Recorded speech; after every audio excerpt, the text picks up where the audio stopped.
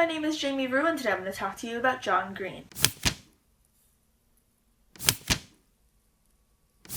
This is kind of a relevant video to make right now because John Green wrote a book called Paper Towns in I think 2008 or something like that, and it's been made into a movie. It's coming out. If you haven't heard about the movie, then you have not been on the internet at all. So I thought that this was a relevant time to make a video about John Green. John Green is one of my favorite YA authors. I have all of his books. He's also a very prolific YouTuber. For those of you that don't know, he is one half of the Vlog Brothers. He helps run Crash Course. He taught the history episodes. And he's also the host of Mental Floss for one of the shows on Mental Floss. He used to be the only host. Now there are some other shows on there. But he's most well known in popular culture for being John Green, the author of The Fault in Our Stars. I'm of the unpopular opinion that An Abundance of Catherines is one of his best books. It's like The Fault in Our Stars, An Abundance of Catherines, Looking for Alaska, Paper Towns. Like, that's kind of his books, like the ones that were written solely by him. And then he has Will Grayson, which he co-wrote with David Levithan. And then he has Let It Snow, co-written by Lauren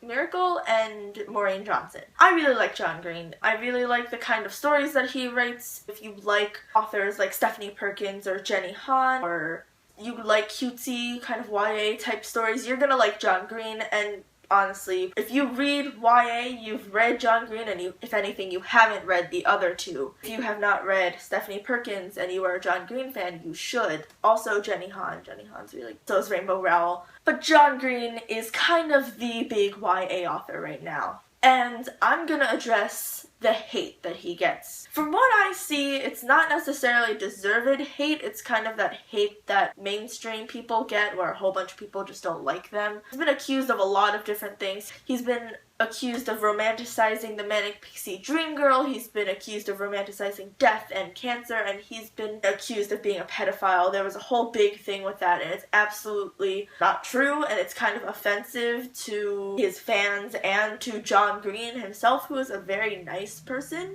From what I can tell with the Vlog Brothers and from what other authors have said of him, I have not met John Green, let me just make that clear. But John, from what I can tell from his Vlog Brothers videos, is a very good person. He's a flawed person, like every person is, but he has helped me garner a better understanding of the world, and I feel like I've matured a lot since I've started watching the Vlog Brothers. It's really what got me started into YouTube. Maybe I'm just kind of biased. I like his writing style. I like what he does with his writing. And what I hate is that some people don't really know exactly what his books are about, and then people are just like, hating on him. I have a friend who has similar opinions to people, where it's like she doesn't really like John Green. It's partially because she doesn't like romance novels, but it's also because he wrote a book about cancer, and that's controversial. That's a lot of people didn't like that, and they were very uncomfortable with it. And I think the thing that made people more uncomfortable was how popular it got, because there have been novels about people with cancer before, and none of them, I think, have received the amount of attention that John's got. Me, Earl, and the Dying Girl, for one. That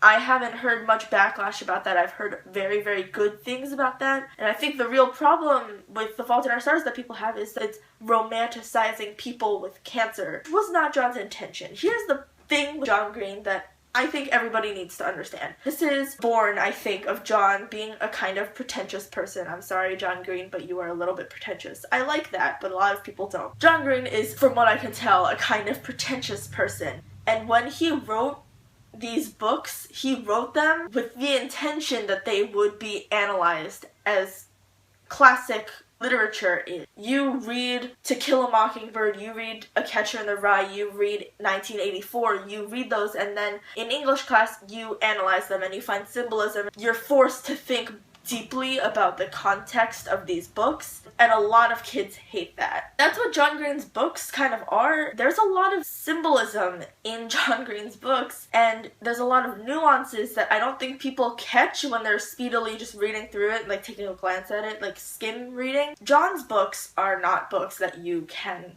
just read without kind of knowing a bit of background about John, because otherwise I could see how it might be taken that he's romanticizing the manic pixie dream girl and that he's romanticizing death. He's not doing either of those things. If you watch a Crash Course video, the one he made about Sylvia Plath, he doesn't like when people romanticize death. That's not what The Fault in Our Stars is. That's not what he intended it to be. It's just how people are interpreting it. Basically, I'm saying people are interpreting his books wrong. Because that was not the intention behind his work. And if you know anything about John Green, you will know that he often says that the author's intentions don't matter. And a lot of times it doesn't, but it does matter when it comes to the controversial subject of this author's romanticizing death. Well, no, he's not. You just think he is. You think he's romanticizing the Manic Pixie Dream Girl when literally the entire novel is based off the premise that the Manic Pixie Dream Girl is false and it shouldn't be a thing. If you don't know what the Manic Pixie Dream Girl is, it's a literary plot device where basically this girl kind of swoops in, changes a generally male character's life, and then kind of like swoops out either by death or some other method. John has become a controversial author, not necessarily because of what he's written, but a lot of word of mouth, a lot of things that people are saying about him that just kind of spread like wildfire. Rumors, especially bad rumors, tend to spread very quickly, and a lot of people that say that John's romanticizing things that he's not haven't read his books. A lot of them have, and they've just misinterpreted his book. And I guess you can fault John Green for writing in a way that's kind of ambiguous to some people, but that's also something you can fault the reader for. That's something you could be like, well, you just didn't read it correctly. And I guess that's kind of a weird thing for me to say, like I'm grading how you're reading things. That's like not what I mean to say. I'm just saying that that's not his intention, and I guess the way he wrote it was misinterpreted and he gets a lot of hate for it. But a lot of the hate is from people that have absolutely no idea what they're talking about. Like that person that accused him of being a pedophile, basically. Not okay.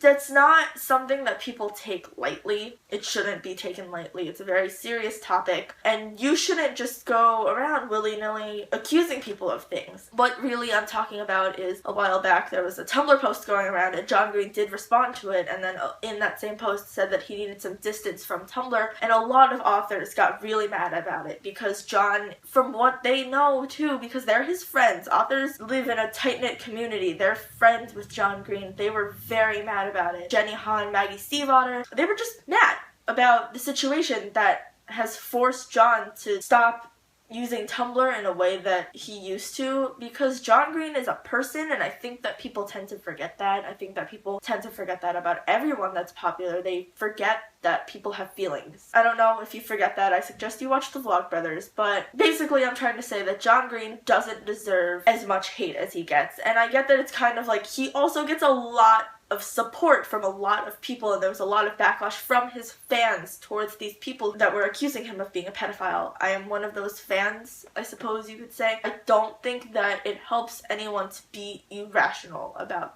these kinds of things. You need to read John Green in the context that this needs to be analyzed. You have to try to look for symbolism, because that's the kind of author John Green is. And if you read with that in mind, I think you will really like his books. Or you might not. Might not be necessarily into YA romances. If you know of any other authors that write kind of YA romancy novels like John Green does, please leave them in comments down below.